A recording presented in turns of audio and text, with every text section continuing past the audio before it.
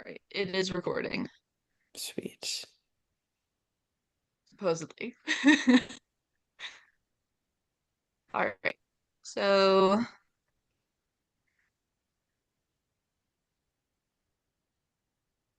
what roles does everyone have? Uh, Jess, you're doing OT too, right? Yeah. Yeah, but she gave me athletic trainer and childcare specialist, Okay. which I mean that is an interest of mine, so I can just do it from that their perspective since you have OT, right? Yeah, I think so. Okay. Um, All but right. And then I'm acting as PT. okay. So, all Okay. right. Does everyone feel like they have a good understanding of other people's roles or I'd say yeah, for the most part. Yeah. okay, cool. Hmm. Yeah. So, the client, Miss Jones, 41, female from Mhm. Golden, Uh, presenting with significant severe pain in the right distal portion of the biceps femoris, which is limiting her physical activities. She can do some regular walking without too much discomfort, but feels it throughout the surrounding tissue of the right knee. Um, which this is the reason she sought medical attention. Suffers from some exercise-induced asthma, but has an inhaler, and then no other symptoms. Any other information you feel like you guys want to go back over for yeah, and then just the barriers to her recovery. So only has 7 days of medical leave. Mhm. And then she has a young son who's 3 years old. She needs to care for, Yeah. and she wants to do the Ironman. So she kind of has like a time frame to meet, but also we don't want to like just only focus on the timeline for Yeah. the care to recovery. Yeah. Um, so yeah, we just have to find solutions to those barriers. Yeah, I feel like as far as the Iron Man goes, it's easy to implement some like more functional or relevant training or exercise prescription into her program as far as like, oh, this could help you get back to the running portion of it or things like that. Hmm. But I feel like a lot of the goals relating to the Iron Man would have to come like post PT discharge kind of Yeah. thing.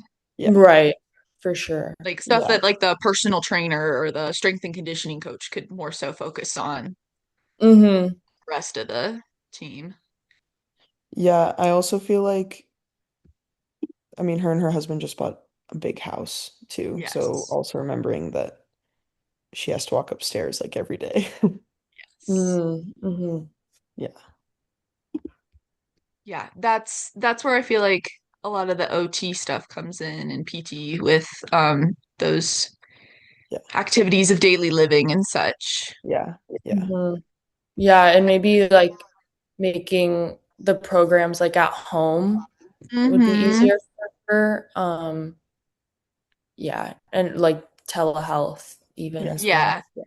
that was a big thing at the clinic that I did my internship at because it was all workers comp, everything Yeah. like that. So people who didn't necessarily always have the time or could make time in their schedule to come to PT or their appointments. So being able to utilize things in the home there would be, I think, the most efficient for her treatment. Hmm. Well, then she could do them. She doesn't even have to go in. Like, I mean, she only has 7 days of leave, so she could just do them like after work and stuff instead of having to Hmm. actually like go in for an appointment, which I think it would be important to lay eyes on her every once in a at the while, just to beginning, yeah, yeah, yeah, check like in. towards Hmm. the Yeah. beginning and maybe one time towards the end of that 7 weeks to just like Yeah.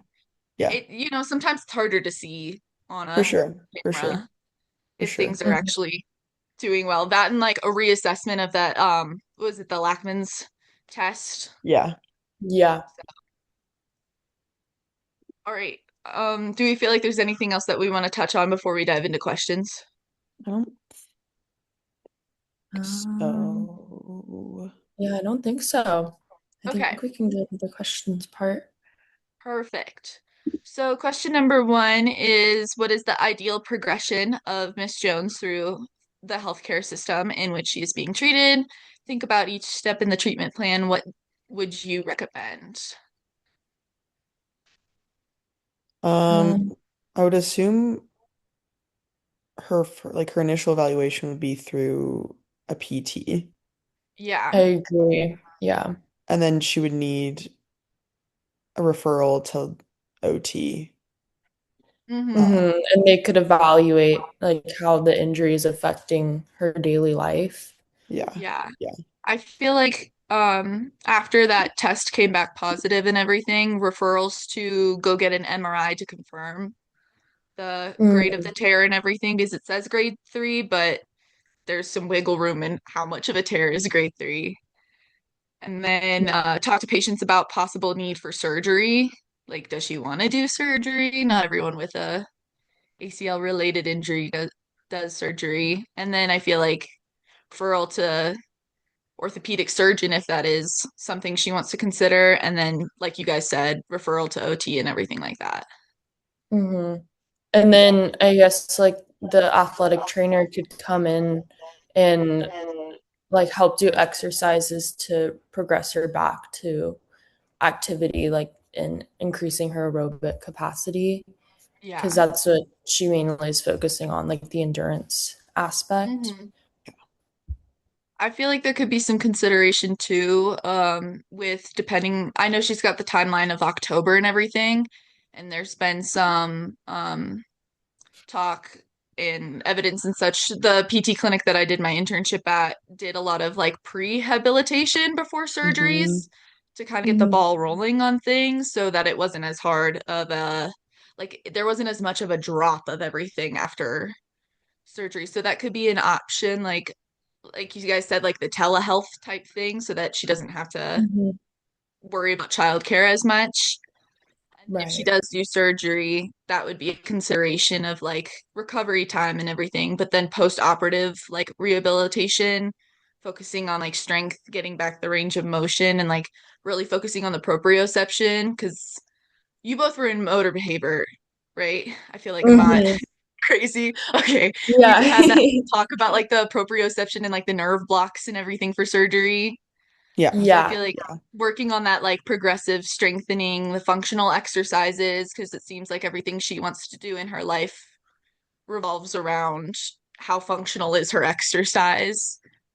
hmm Um, and then focusing on that returning to running and return to sport with the goal of the half Ironman and then like the long-term injury prevention and such. yeah, Right. Yeah. And then also I think like for a childcare specialist, we could also focus on like how the injury's impacting her son. Mm-hmm. Because he's young and he has autism. And so maybe we could like look into getting him like respite care. Yes. Um, yeah, and then seeing like how she might have trouble carrying her son, or like going up the stairs. Um, so yeah, just finding solutions to that too. yeah. Just like activity modification. How do you conserve Mm-hmm. energy, especially like Right. after surgery? I mean, he's 3.5, requires a lot of attention, Mm-hmm. even more attention with with a disability. So like it's going to be hard, and I think you gotta like from an OT perspective, focusing on things like how are you going to carry him safely? How are you going to like even on the other side with even excluding him like groceries, how are you going to reach high stuff in the cabinets? It talks about Mm-hmm. like she has like abnormally high cabinets for some reason. So, how are you going to do stuff like that in a way that Mm-hmm. is still functional but doesn't make your injury worse and Yeah. still Mm-hmm. keeps you on the timeline to get back to doing what you want to do? Right. Yeah. And I liked what you talked about with the respite care because that could really be helpful with how he's sensory seeking and everything. So her attention might not be able to be fully on the appointment. So it would be Hmm. nice if like the respite provider could be there while she's doing her telehealth or other appointments or anything else that she needs to do. Depending on needs and everything, they can get quite a large number of hours and everything for Hmm. like a monthly allowance of care and such. So, Yeah. Hmm. It's weird Yeah. though. I mean, Jess and I have kind of seen this like firsthand, like the way they bill hours is so hmm interesting. the Um, 15-minute units. yeah, like they're like, okay, well, like we had a kid and he wasn't scheduled until 10, but if he hmm comes in early, it's like they have to bill him a whole nother hour of hmm respite. And they're like, that Yeah. really adds up. Like you don't think it does. And then it's like by the end of the month when you have an additional added time of like 5 hours because you came early like hmm 5 times, like it really that could take away like a whole day. Yeah. So it's Hmm. weird how careful you have to be. And just all the paperwork and like all the stuff that goes into it. Yeah, Then and I then some kids get like more hours through Medicaid than others, mhm. which I Yeah. wonder how they assess that, but Just Well, based off like severity of needs and how much do they hmm. require. Some Yeah. kids are pretty much where it's more so of like a hands-off kind of approach to things, and I'm just kind of watching you, and Hmm. other times it's like I'm right on you the whole time. yeah. Yeah. But Yeah, I think the respite is important, especially if it's going to be like a 7 week thing, like a prolonged Mhm. thing. yeah, Right. because ACL and everything is not a short-term recovery thing for Absolutely sure. not. Yeah, yeah. Hmm. All right. Then I almost wonder if it would make sense for some of the things that, like some of the positions with some of the overlapping responsibilities, if they could almost tag team appointments Yeah, to I try to think like make the most of specifically, her time. yeah. I mean, literally just what we were saying, like, how can she be safe while supervising him? I mean, Mm-hmm.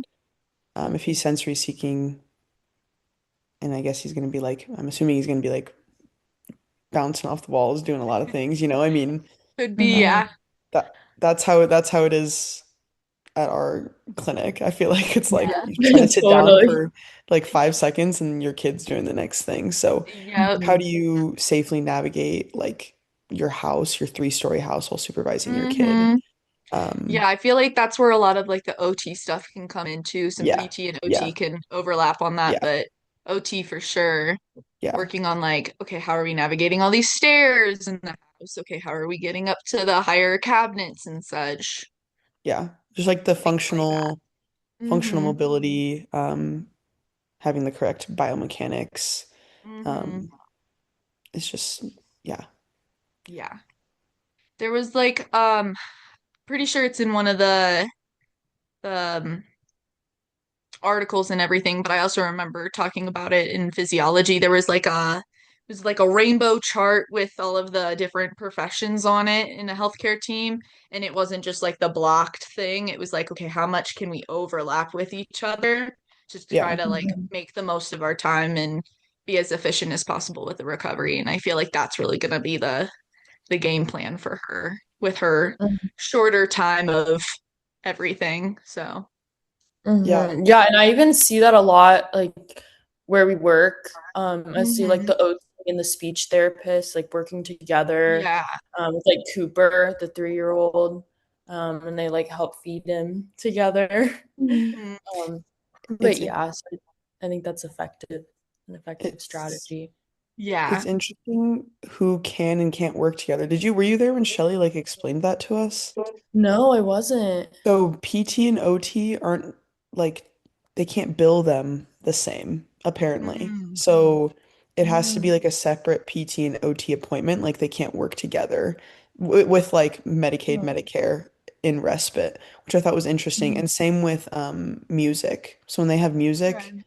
they can't like it would make sense like oh like speech and music or even like OT Mhm. and music. PT and Right. music even, like all of them in music, but they're not the only one that's allowed to overlap. because of the way they bill it is speech and OT, which I thought was Okay. interesting. Interesting. Yeah, I didn't know that. Oh. At There least might like need at to the be respite, some, Medicare, Medicaid level. Yeah. Mm, yeah. So there might need to be some more investigation into what's allowed with her health Yeah. insurance and such of what overlaps there can be. Yeah. Um, but okay, the different aspects of the patient treatments falling under the different professionals. I feel like the DPT is a lot of like like the eval and the exercise prescription. And then like PTA working on that like exercise program and everything. And maybe that's where, depending on insurance and such, maybe that's where like the strength and conditioning coach could also come in and the exercise physiologist, mhm. depending on what insurance allows and such. Right. Yeah. And then OTD, it's pretty similar to PT, but more how does the injury affect like her daily life? Mm-hmm. Again, looking at her parenting responsibilities, how safe her home is in regard to her injury, um, maybe like some adaptive equipment to like help Yeah. her navigate her home in a safe way. Mm-hmm. Um, Hmm. Giving like recommendations for how to move differently within her home so that she is Mm-hmm. safe. Um, Yeah. yeah, and then maybe in some instances, like helping with some of like the psychological side just a little bit. Mm-hmm. Uh, Definitely. uh, Hmm. OTA, basically just following the plan, teaching how to like regain ability of ADLs, functional mobility. Yeah, really just like teaching or implementing the strategy to recovery. Um, yeah. I like Yeah, that you for mentioned the I like that you mentioned the like different like tools that she might be able to use, maybe like for the tall cabinets and such, depending on what's in those cabinets, maybe like one of those, those like longer arm The reach grabbers. grabby things. Yeah. Yeah. That might be a good tool for her to Yeah. Yeah. Yeah. utilize for sure. Mhm. Anyways, what were you gonna say, Jess? Oh, I was just gonna say, and then from the athletic trainer point of view, I'd just assess her strength, balance, like movement quality, and try to build up her confidence before um, the return. And then I would also maintain like her aerobic fitness in rehab through like biking or swimming. No, not like biking immediately, but like later Yeah. on in the There's process, like or like upper body cardio mhm, type of thing. yeah, could get her on the arm bike Right, yeah. stuff. Yeah. Yeah, not immediately going on No, the jump straight in. manual Let's bike. go. Yeah. Right. Yeah. All right. Do we think there are any aspects of the patient care that could overlap between the two different professions or any conflicts that could arise from that? I feel like we Mm. already basically talked about it. Yeah, we did talk about some for sure. I think really the main potential for conflict is just that like PT, OT could just maybe want to do things at a different rate. Um, Mm-hmm. or like want to address the same thing but maybe like independently. Yeah, Um, which could, I don't know, it could be exhausting if you have a PT telling you, oh, you're doing this for this, and an OT telling you yeah. you're doing this for the exact same thing. Mm-hmm. Could be counterintuitive. Um, Again, she doesn't have like a lot of time, so it's like Mm-hmm. optimizing that to try to get her Yeah, back to work. And again, with like a 3.5-year-old, probably not best for her to be doing hours of hours of yeah. this stuff. So I think just the communication pathway there just has to be really open. And again, like you said, Mm-hmm. like working together in those instances would be Yeah, beneficial for her. yeah. I say we're overlap. appointments can happen, that would make a lot of sense. Yeah. And then overall, just having a game plan of what people really feel like they need to focus on independently with her versus kind of what can be more of a collaborative type Yeah. thing for her treatment. Like if there are a lot of people doing the same thing, like potentially the PT, the exercise physiologist, and the strength and conditioning coach might want to work on similar things, but it Yeah. might just be the level of progression that they go upon. Yeah. Mhm. I feel like it's so long as everybody has like their roles that they know that they need for this patient and then what goals are in mind, I feel like there's a lot of overlap that can happen in a positive way and not result in any conflict. Yeah. Mhm. But I feel like if communication is always open and like patient notes and everything are shared amongst everyone, I feel like that'll be very beneficial to see like, okay, this person is working on whatever, so let's focus a little more on this. Yeah. Yeah. So you're not doing Mhm. the same thing. Yeah. Like burnout with these sort of things is very, Hmm. very likely to happen Yeah. Mhm. if the communication isn't open. Yeah. All right. I feel like we've definitely talked about a lot of limiting factors, especially with the childcare and everything. And we've talked about how Mhm. transportation might not necessarily have to be a factor all the time if we work on something like telehealth and everything. Mhm. We've brought up respite care, so as far as that like support system that might be beneficial. Um, you guys mentioned focusing on like the mental health aspect of things, Mhm. seeing, as far as how much is her husband around, how much can her husband help with things, and like Right. mental Support. support from that too.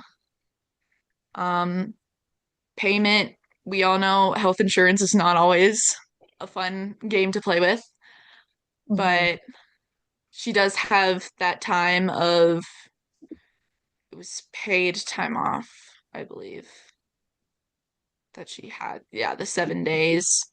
So I feel like really try to just work with her work schedule, um, and see like as far as what can we work with without having to push her too much over it, like really staying with her budget, especially with her new house and everything. But Mhm. is there anything else that people feel like were a limiting factor that we need to address? I don't think so. Okay. Yeah, I think we covered them. Okay. So there, that was like all of the part one areas. And then the part two section is Miss Jones has been strictly adhering to the treatment plan outlined for the team for 3 weeks, and her pain has increased significantly. She's pretty frustrated that she can't be as active as she would like, and she's not coping well with her current pain and limitations. She wants to be able to train for her half Ironman, but her right knee is extremely weak, and her right distal biceps femoris pain is now paired with some other pain as well. Her doctor is out of town, so she's seeing a different doctor, and the reassessment is positive again on that Lachman's test. So she might have had a low level tear that progressed or a larger tear to a larger Mhm. tear, or may have been some coping strategies and pushing too hard. So, is there any other information we feel like we need to cover before we dive into some questions? No. Mm. Okay, because that Lachman test is indicating that there's some form of tear happening. Um, but imaging again, that MRI and everything that we talked about the first time around would be necessary to Sure. determine what level of tear, what grade of tear are we dealing with. Yeah. Yeah. Um, And then maybe stopping like the current rehab progression until we get the MRI mhm, in that wanna, confirms how bad the tear is. yeah, don't want to stop fully, but definitely like regress to just like basic keeping momentum, not momentum, but movement so that we don't lose anything. Don't want Mm-hmm. anything to like freeze up. Um, but yeah, no more pushing on that until we get things. I think it does say that it's been diagnosed as a full ACL tear on the right side and that Mm-hmm. surgery is scheduled in 4 weeks and that they're using hamstring graft for reconstruction. Mhm. So she's going to be pretty limited on what she can do right out of surgery. So at this point, what do we feel like the ideal progression for Miss Jones would be? Um, Probably Go ahead, like the Jess. MRI, um, then going to like an orthopedic surgeon, Hmm. um, at the ACL surgery, then like PT, OT rehab, um, like athletic training for return to sport, and then she can return to the half Ironman. Yeah. I feel like at this point we're going to be spending more time in the PTOT like baseline rehab before we can start bringing in other people like strength and conditioning, athletic training, Mm-hmm. personal trainers, things like that until we're more like further along in the recovery process. Mm-hmm. Like keeping the full communication as to what's going on with the patient with those later term people would still be very beneficial. Yeah, yeah, we'll definitely have to postpone it more than the first time around because clearly she was experiencing knee pain because we jumped Hmm. right into it probably too quickly.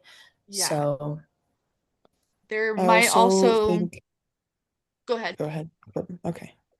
Just at some point, I don't know exactly where this should fit in or if it just should kind of just be like a prolonged thing, but some sort of sports therapist, Yeah. um, maybe dissecting why she pushed it a little too hard and Hmm. working through that so she doesn't do it again. Yes. mhm, Because athletes tend to do this and they make it harder for themselves by trying to do more, which they think is more beneficial. Yeah. So I mhm. think at some point, and even just through the whole process, Hmm. implementing that at some point. Maybe it would even be worth bringing in like a sports psychologist or a health psychologist as far as like coming up with different coping mechanisms and everything, because she does seem to be someone who's pretty driven by her activity and everything, and an injury can be absolutely devastating to someone for that. There Yeah. might even need to be some consideration as far as the timeline goes of, are we looking at this as like it's July and her goal is October for the half Ironman, or like what's the timeline of the injury for that? But Yeah. there might be some consideration of like, do we need to push this out back further just because, yes, it is a goal for her, but it's not going to be enjoyable or worth it if she did it and then immediately is back at, Yeah. level one Yeah. again. Yeah. Mhm. For sure. For sure. Yeah, Which and I maybe she know, could even do like aerobic capacity tests before she gets cleared to go back. hmm yeah, we definitely want to be careful of like maintaining things that she wants to maintain for that, but then also ensuring that we're not pushing too hard to potentially be re-injuring anything again or overuse of things. We don't want to have compensation injuries in other places because she's trying to Mhm. not deal with the knee pain. Where else is she hurting herself? Like, are we now dealing with some low back pain or some other things because of that? Yeah, Right. and So, you said her reconstruction they're taking from her hamstring, or they did yes. take from her hamstring, so that's also a whole nother Hmm. thing. Yeah, there's going to be a lot of work on between PT and OT of getting that proprioception back and like being able to cognitively think about, okay, I'm activating this muscle is it actually moving Yeah. anything Yeah. Yeah. For sure. before Mhm. we can even get into, all right, let's run. Mhm. I feel like a lot of the same steps are going to be taken. I feel like we're just taking things a little bit slower and Mhm. potentially bringing in other people like the health psychologist or sports psychologist. And then now we also have um, the implementation of like the physician and the ortho surgeon. So at that point, I think no longer it's going to be physician and ortho surgeon are calling the shots of like, okay, what are our limitations? What are we allowed to do? So then PT and OT can then decide what's going on from there. Mhm. Yeah. Um, but I feel like a lot of the same roles can stay as is with things. Yeah. It'll just be more so, um, what is it that the physician and the orthopedic surgeon are saying that we are allowed to do with a patient at this point? Yeah. Mhm. I think a lot of the stuff that overlapped the first time around is going to overlap again. Um, And I feel like so long as we keep communication open and really ensure that like notes are shared between people and communication is kept of like, okay, this person is doing this, so this person's doing this. I feel like just maintaining that is going to be the important thing. Yeah. Mhm. Yeah, I agree. Um, with surgery and everything, the financial limits definitely become more of a thing. Time is definitely interesting because if she's having to have surgery now, we're no longer in that just 7 days of um, paid medical leave. So she's going to have to either potentially take more time off, depending on when she's cleared to go back to work, or Mhm. what is she, what's the pay hit now at this point, which could affect respite decisions as well. Mhm. And now that we're adding more people into, it could be even more of a financial concern. Yes. Um, Yeah. I was thinking, like with the respite stuff, I mean, it's gonna be difficult regardless, but maybe if she can get a family member, if that part of it gets to be too much, getting a family member to come and help out would probably be beneficial. Someone that knows her family and her Mhm. house is probably better than, again, not having anyone at all. So, and it's Yeah. hopefully mhm. it doesn't cost any money. Mhm. Um, yeah. Yeah, and then maybe also like you could coordinate the appointments between professionals to like reduce the amount she has to travel. Um, Yes. it could reduce costs as well. Yeah. Utilizing telehealth as much as possible, I think would be good too, like you said, with that transportation aspect and everything and gas costs and such. Hmm. So, um, that could definitely be helpful. I feel like we've definitely addressed some things for sure. Got to see what insurance covers and doesn't cover with the surgery and everything. It could be easier to push some more appointments and such for full coverage from health insurance, but that does just depend on her health insurance and what is covered with the surgery and how many appointments will be allowed for each thing. Um, does insurance even feel like certain people are medically necessary and would cover that? Like for example, the maybe strength and conditioning wouldn't be covered by anything. So then that's thought of just always, okay, how much is coming out of her own pocket for whatever. Hmm. Yeah. And then that's probably where we need to like prioritize like the appointments that she needs, like the more Mhm. essential appointments. Yeah. Mhm. I'd also Uh, wonder too if insurance would only allow OT or even potentially PT as an inpatient thing when she's in the hospital after surgery versus what's still allowed as soon as she's discharged from the hospital. Mhm. Because it could be that certain people are pretty limited on what they're allowed to do with insurance coverage. All things to take into consideration for sure. Um, okay, I feel like we've covered a lot of the different limitations and tried to brainstorm some different solutions for that.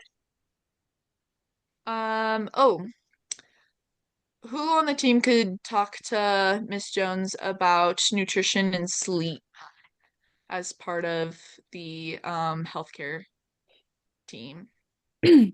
I remember Dr. Choice mentioning kind of like that when you're in a healthcare field, everyone should have a pretty good understanding of like this is what like a healthy diet looks like, or like this is going to promote healing and stuff like that. But I think Mm-hmm. just different aspects will obviously do different Yeah. things. So like a PTOT would maybe focus more on like how adequate like sleep and like nutrition are going to support like Mhm. healing overall, and then like exercise phys slash strength and conditioning coach is more like recovery nutrition. How does what you're eating apply to like the exercises you're doing? More like that. And then if they needed, I don't necessarily think she would need like nutritional guidance from like a registered dietitian. Mhm. Um, Obviously I'm not gonna assume anything, but she is pretty active, and I'm Mhm. assuming that she Well, has a pretty good understanding of what food she needs to like support her active lifestyle. Yeah. I feel like too that's where like again like how we talked about with Dr. Choice and everything where an athletic trainer could come in as well. I know an athletic trainer tends to talk to their team or whoever they're working with about nutrition and sleep and those factors too. So that could be um a beneficial use of that person for sure. yeah, sorry guys, my computer died for a second. I had to Oh get it on a no. charge. But Oh, I'm back now. okay. But yeah, I think an athletic trainer would definitely be a good one to ask for nutrition advice, and like they could, tell how to get adequate protein in for the tissue healing. Hydration's like super important, same as like sleep. But then I feel like if it needs to be more specialized, then they could like refer them to a registered dietitian. But Yes. again, that would be more people coming on. But More people, more money. Yeah. right. So, I feel like at that point it would just matter as to what were her needs for um as far as that nutrition and sleep help goes. Mm-hmm. If they're pretty Same. I baseline, I totally. feel like everyone on the team already could take care of it. If they're a little more in depth, then I feel like yeah, we would probably have to use a referral to someone else. Yeah. Mm-hmm. Okay. Also, yeah, sorry, my computer almost died as well. I had to Yeah. plug her. I had to plug her in. Technology. Love Gotta love it. it. Love it. Love it. Love it. Okay. How do we as professionals and as a team view the fluid dynamics of this healthcare team? Is there a linear path or is it, I feel like it's not as linear. I feel like there's a lot of overlap in it. Yeah, Um, and I also feel like she may experience some setbacks too. yeah. So you might have to communicate and adjust her plan as Mhm. she goes through the rehab. Yeah. I feel like with certain people, things could look more linear, and then other people, it could be more obvious that setbacks are occurring. But Mm-hmm. that just depends on the individual and what situations are happening in treatments, I for sure. Hmm. I think it's just a lot. Just Mm, exhausting probably to get all this set up and all of it in place in a way that like works for her. It's probably just mhm. exhausting. Yeah. Yeah. That's my not my only complaint, but that's my biggest complaint. Yeah. Hmm. Um, we all know that the full team has the same goal in mind of making sure this person gets back to normal or even better than they were before. Yeah. Wanting to ensure that her goals are something that she can achieve and everything. And I always feel like communication is the biggest thing. If communication isn't happening in a timely and professional manner, then I feel like that's when more and more of those issues come through. So I feel like, again, I've said it a few times, but the notes being made available to people and just maintaining the communication and frequent meetings or touching base with all of the different professionals on her team, I think will make the biggest difference in how she's able to recover and how efficiently her recovery happens. Yeah. Hmm. Um, what would you recommend for the limited mobility of Miss Jones while she is also caring for her 3.5-year-old son?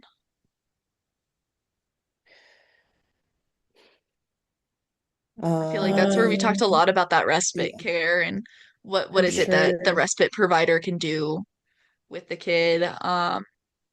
What tasks could the husband take over that Hmm. might help take things off her plate? I know she's not going to want to give up certain things and maintain her connection to her son and everything. Um, but what things can kind of get shifted around, I feel like is important. Well, I think adaptive play, like she could like start doing things. Not everything has to be running around and um just being so high energy. I think it could be beneficial for the both of them to maybe do some like floor level stuff, like some laying stuff, like a puzzle or coloring. We do a lot of that to regulate the kids at like where Jess and I work. And Hmm. sometimes even just getting them to sit down and do it, like even just like the first couple minutes is really hard, but then they start doing it and it's like, okay, they'll focus on it for like half an hour and then you're like, Hmm. you're good. Um, Little things like sitting down when she's making his food instead of standing up, not Yeah. carrying him everywhere. Um, Hmm. and then again, like getting her husband to also care for their son Hmm. at the same time. But yeah, again, just reducing like physical play. Um, Hmm.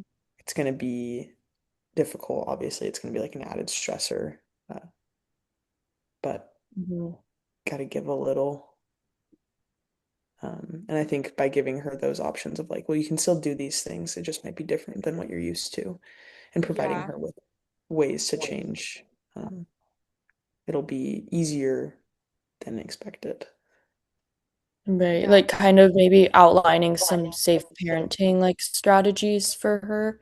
Yeah. Like Hmm. avoiding carrying him, maybe modifications to the stairs, um, or like even like home modifications like grab bars for the showers or things like that. Again, I mean Yes. that's another financial thing, but Yeah, um bringing up that shower is definitely important. I remember it being a slippery thing, so like a shower chair, the grab bars, and everything for sure. mhm. Um, you mentioned modifications to the home. I wonder if like a sensory swing or something would be a good idea for him because Mhm. he is sensory seeking. But then again, if he's wanting to be carried and kind of have that feeling of being held, that might be a good thing. Or like body socks are always Mhm. Like a weighted a good blanket. thing if he's craving that sign kind of like contact and such. Yeah. Um, Yeah. No, those are both very popular at Little Friends. So yeah. A weighted blanket. Yeah. those are yeah. That's what we use. Our Mhm. swing, that thing has Yeah. seen Mhm. a lot of those kids. The Yep. swings are especially Mr. pretty Mason. fun. Yeah. Um, I I forgot. It might have been you like you had brought up having somebody talk to the son about like as far as emotionally, how is his mom's injury impacting him? I think that that's a good idea. Maybe I don't know what insurance would cover for maybe some play therapy type thing, like in home. That can be a lot of things that are offered for children when something more traumatic happens. Yeah. Uh, but I feel like we covered a lot of things as far as the childcare aspect goes. Yeah. hmm Um, did you Mhm. guys feel like the um articles at all contributed to things that kind of helped you brainstorm for the plan and such?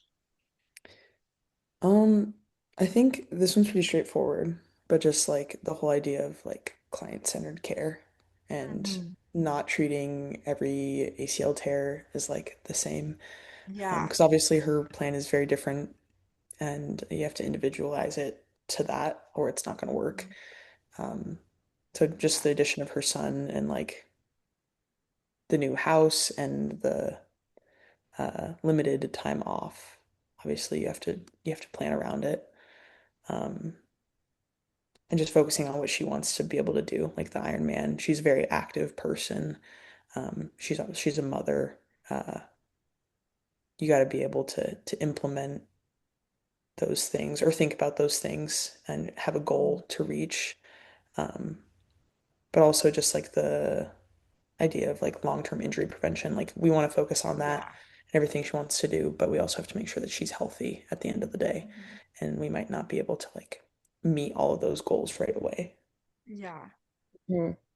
Yeah, I It's think I just got from it like, return to performance is a continuum and there's no really set, we shouldn't mainly focus on like, oh, 6 month deadline, you have to be cleared and good, ready to go by the 6 months.